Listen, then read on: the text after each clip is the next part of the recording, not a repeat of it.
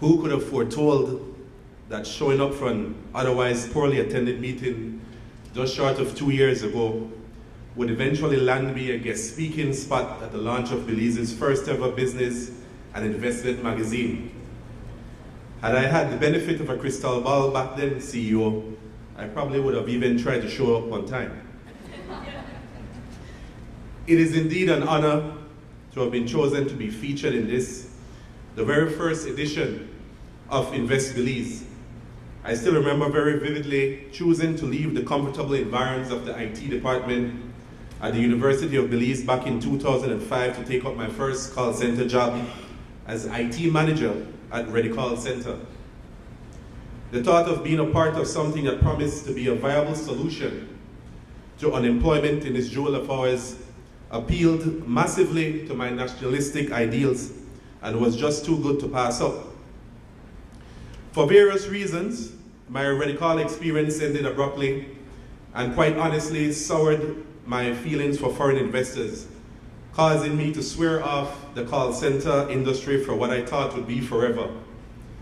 Well, forever lasted all of 8 months. And as the saying goes, just when I thought I was getting out, they pulled me back in, this time by 4 very slick-talking investors from the USA. The story of which is now chronicled by Jose Sanchez's piece on myself and the company that was once nothing more than a pipe dream, INFOTEL International Limited. My busy work schedule, as well as travel, certainly presented a challenge for us to collaborate, but I do believe that Jose succeeded in ably capturing the INFOTEL story with a certain flair that left me smiling. After all, it's not every day that I get described as being the perfect candidate had Monet needed someone to do his painting for him. INFOTEL has certainly come a long way, from a fledgling company in 2006 to the industry leader that it is in 2013. From the little engine that could to the locomotive that drives our clients' international corporate presence. In fact, my fondest memory of the early days was repetitively insisting to my new bosses that we could under no circumstances ever fail to meet our payroll.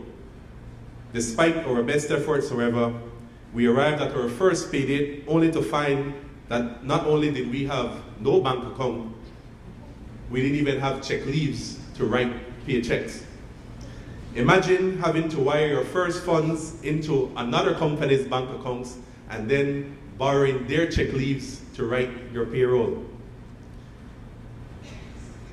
Not exactly the start that I had envisioned, but we overcame, just as we have been able to overcome every other obstacle that has come up in our paths over time. Having to use a VPN to circumvent BTL's void blockage for the first 7 months of our existence, Reynaldo smells, was another such hurdle. One overcame by eventually ambushing the then CEO of BTL at his daily lunch spot and putting our case before him. As I said, things have changed. Bank accounts and check leaves have never been a problem since, and BTL is one of INFOTEL's closest allies. But one thing that hasn't changed about INFOTEL is that it is people-driven. People like Shanley, Invest Belize's very first cover person and one of INFOTEL's finest. Shanley's many qualities embody not only what INFOTEL has to offer, but is also representative of what Belize and Belizeans are capable of. Our nation has long been known for its exports in sugar, citrus, agriculture, marine, and other products. By being featured in the first issue of Invest Belize, the spotlight has been brightly focused on the BPO industry, and I submit that it also officially serves notice that Belize now also exports customer service. It's not all clear sailing ahead, however, as companies like INFOTEL, who seek to lead the way in non-traditional sectors like the BPO industry, continue to be confounded by an education system which seemingly continues to fall further and further behind the needs of a developing nation. Case in point, of the 4 subject areas tested for in the PSE, Math and English continue to perform the poorest.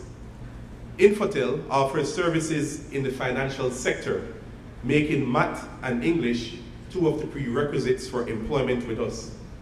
In fact, the BPO model in its purest form is predicated on exporting the services of English-speaking customer service representatives. If this situation is not remedied and remedied quickly, the very lifeline of our fledgling industry will be choked off in just over 10 years. In 2 short years, and in no small way due to the relentless efforts of BELTRAIDE, the list of BPOs operating in Belize has gone from 4 in 2010 to 12 in 2013. The introduction of the Invest Belize magazine, the latest addition to BELTRAIDE's arsenal, is bound, I believe, to be another feather in their cap.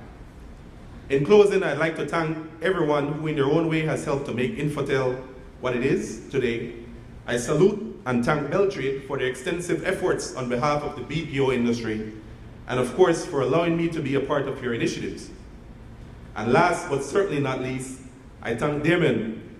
It must have needed a lot of extra airbrushing to make me look that good in the photos. I hope that everyone finds the first edition excellent reading. Thank you all.